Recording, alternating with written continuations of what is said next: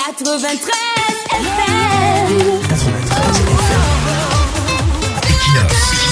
Radio.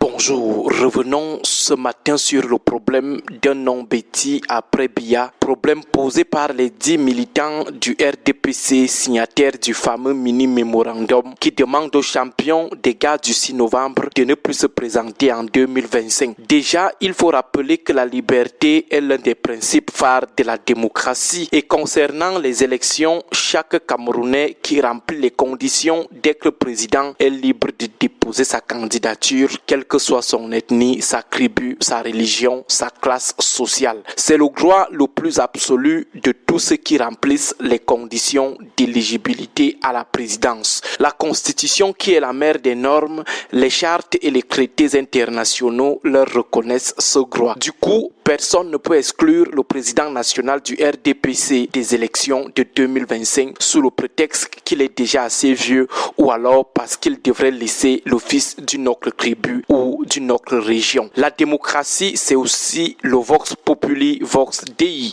En d'autres termes, seul le peuple du RDPC puis du Cameroun ont ce pouvoir de l'envoyer dans son village Mvomika à laisser reposer. Dit encore autrement, ceux qui ne veulent pas qu'il soit encore le candidat du RDPC doivent se constituer en majorité, provoquer un congrès et l'enlever comme président national pour mettre leur joker qui, selon les textes du parti, sera automatiquement le candidat du parti à la présidentielle, puis se battre afin que ce candidat tape à la régulière celui de l'opposition. C'est ça la démocratie, et si ça les dépasse dans le RDPC, l'opposition a ses portes grandement ouvertes pour le changement. Donc, juridiquement parlant et dans les principes de liberté et de la loi de la majorité qui fondent la démocratie que nous défendons tous, personne ne peut interdire au président national du RDPC d'être candidat. Seulement, ces principes de la démocratie, ce n'est pas la charia. Ces principes ne sont pas toujours lus de manière littérale,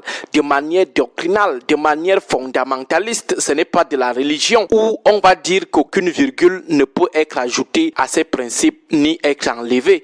La démocratie n'est pas la charia. Même dans les pays à démocratie effective, certes, il y a des fondamentaux, des universaux inaliénables ou singeables de la démocratie, mais elle reste adaptée au contexte. Contexte économique, contexte social, contexte politique, contexte sécuritaire, contexte sociologique ou anthropologique. Ces différents contextes imposent des dilutions.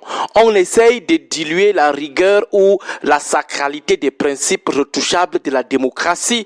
Voilà pourquoi dans les pays comme les États-Unis, on a des affirmative acts, ce qu'on appelle la discrimination positive, dont le but est d'empêcher que la loi de la majorité n'écrase les minorités. C'est la démocratie intégrative. Nous pouvons nous permettre de postuler qu'il existe pour des besoins d'intégration, de stabilité ou d'équilibre social, sécuritaire ou politique. Il existe un duel entre la démocratie quantitative, la loi de la majorité, et la démocratie qualitative, la loi de la représentation sociologique ou politique. Si on essaye de faire dans la théorie des jeux, on dira que la démocratie est embarrassée, tiraillée par la démocratie à somme nulle et la démocratie à somme non nulle. Mais ce qui l'emporte généralement, c'est la démocratie à somme non nulle. La démocratie dont le résultat n'est pas si loin de l'équilibre de Nash. Aux États-Unis, on a des affirmative acts.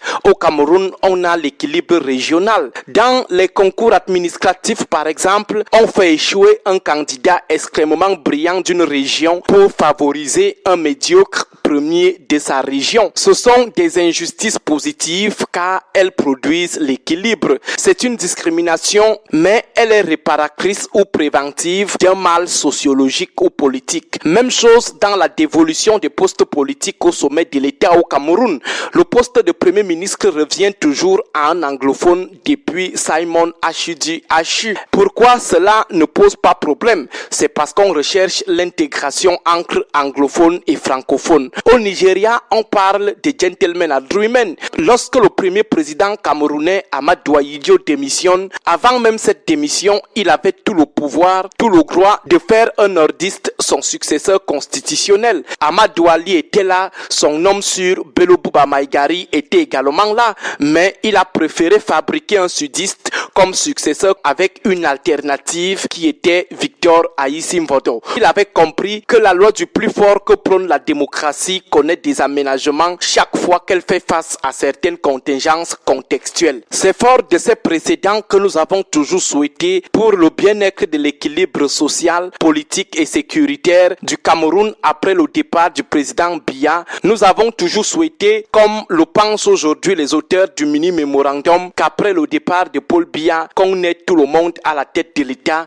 sauf un originaire de son ère sociologique. C'est peut-être la 8e fois que nous le disons publiquement. Tout ne se limite pas à la loi de la majorité, à la loi du plus fort, au respect des droits et libertés. Il y a également ce qu'on appelle la réelle politique. Bon début de week-end à vous tous et en passant, toutes nos condoléances à la famille nucléaire et politique de la journaliste engagée, militante invétérée Suzanne Kalalobe. Que la terre de nos aïeux lui soit légère. 93 FM.